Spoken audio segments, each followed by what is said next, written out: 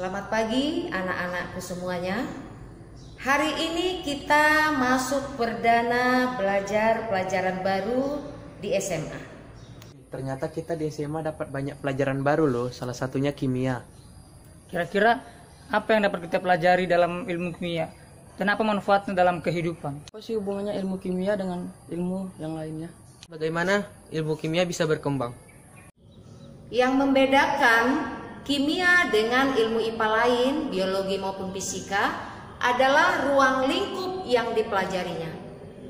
Jadi ilmu kimia itu mempelajari tentang struktur materi, komposisi materi, sifat materi, perubahan materi, dan energi yang menyertai perubahan materi. Nah, struktur itu mempelajari tentang tersusun oleh apakah suatu materi tersebut. Nah, di SMP kalian sudah belajar materi itu bisa terdiri atas unsur, senyawa maupun campuran. Jadi contohnya, kita ketemu dengan suatu materi, kopi. Nah, kopi ini termasuk apa? Unsur kah, senyawa kah, campuran kah? Nah, setelah itu kita harus mencari tersusun oleh apakah kopi ini. Oh, ternyata dia di dalamnya ada suatu senyawa yang disebut kafein.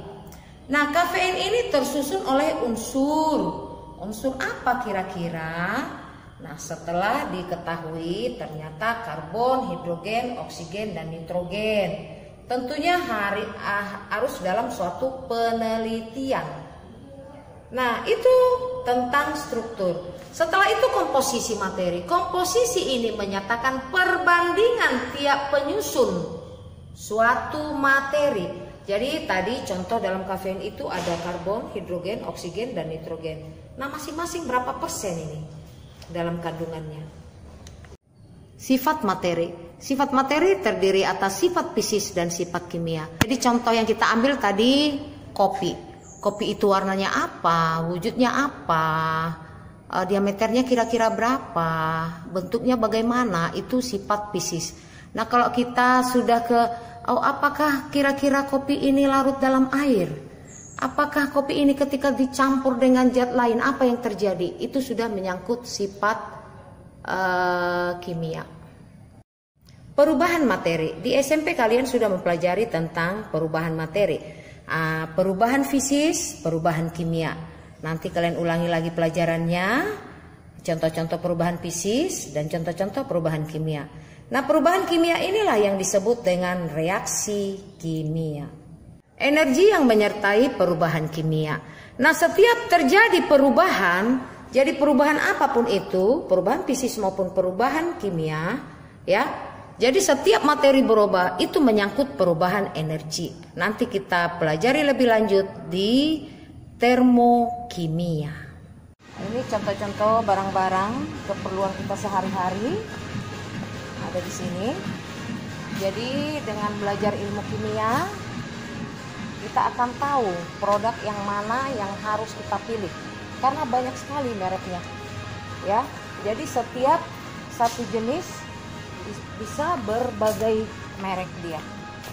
Jadi dengan belajar komposisi ya atau kandungan, kita akan bisa memilih barang atau produk yang tepat. Baik itu berupa makanan, peralatan kosmetik. Jadi kita akan bisa memilihnya. Itu salah satu belajar atau manfaat ilmu kimia. Manfaat kimia dalam bidang pertanian. Jadi seorang petani apapun itu, dia harus tahu komposisi tentang pupuk. Karena supaya tanamannya subur, dia harus memupuk tanamannya. Nah, komposisi setiap pupuk, ada berapa jenis pupuk, apa kandungannya, itu dipelajari di ilmu kimia. Selain dalam kehidupan dan di bidang pertanian yang kalian lihat tadi, ilmu kimia itu sangat bermanfaat atau peranannya sangat besar dalam bidang kesehatan dan kedokteran, dalam bidang energi dan lingkungan, teknologi bahan, dan bidang-bidang lainnya. Contoh di sini, dalam bidang seni, apa hubungan ilmu kimia dengan seni? Nah, seorang pelukis, ya, pencinta karya seni harus tahu komposisi tentang cat. Nah, komposisi cat itu dipelajari di ilmu kimia.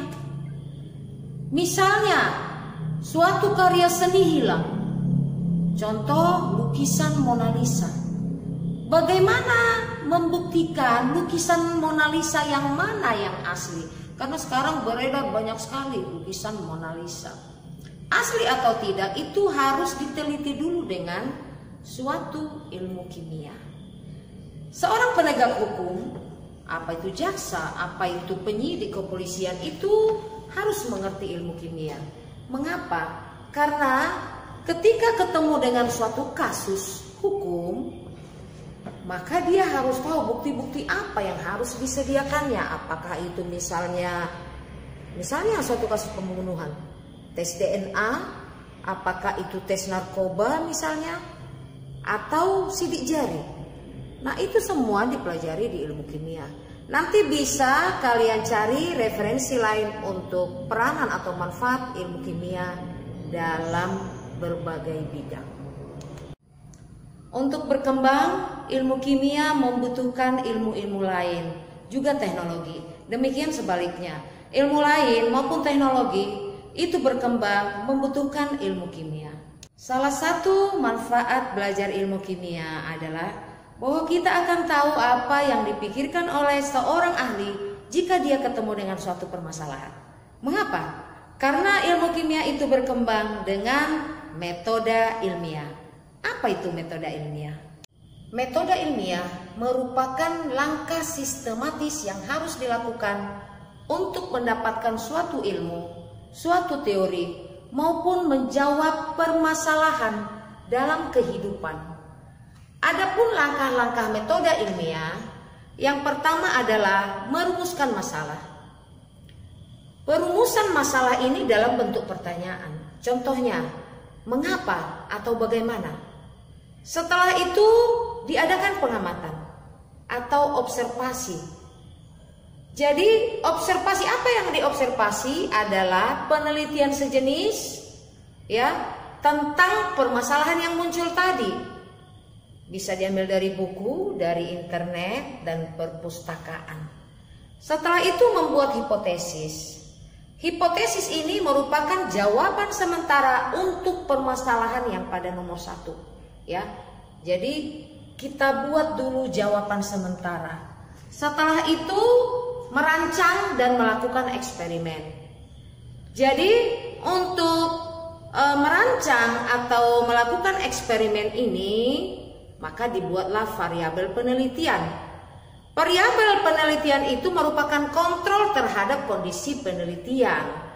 Dan variabel ini merupakan faktor penyebab terjadinya permasalahan tersebut dan faktor yang bisa menjawab permasalahan tersebut, ya, terdiri atas variabel bebas, variabel terikat, dan variabel kontrol. Yang kelima itu adalah menganalisis data. Jadi data dari hasil eksperimen itu dianalisis. Setelah itu ditarik kesimpulan. Jadi kesimpulan ini nanti kita lihat apakah hipotesis yang dibuat atau jawaban sementara yang kita buat itu bisa diterima atau tidak. Nah, yang keenam baru mengkomunikasikan atau mempublikasikan. Nah, khusus untuk penelitian ini adalah langkah-langkah penelitian ini, metode ilmiah. Nanti di sekolah kita ada grup penelitian, disitulah nanti ini kita kembangkan. Sekianlah pembelajaran kita hari ini tentang hakikat ilmu kimia. Di pertemuan berikutnya kita akan membahas tentang pengenalan laboratorium kimia atau keselamatan kerja di laboratorium kimia. Terima kasih.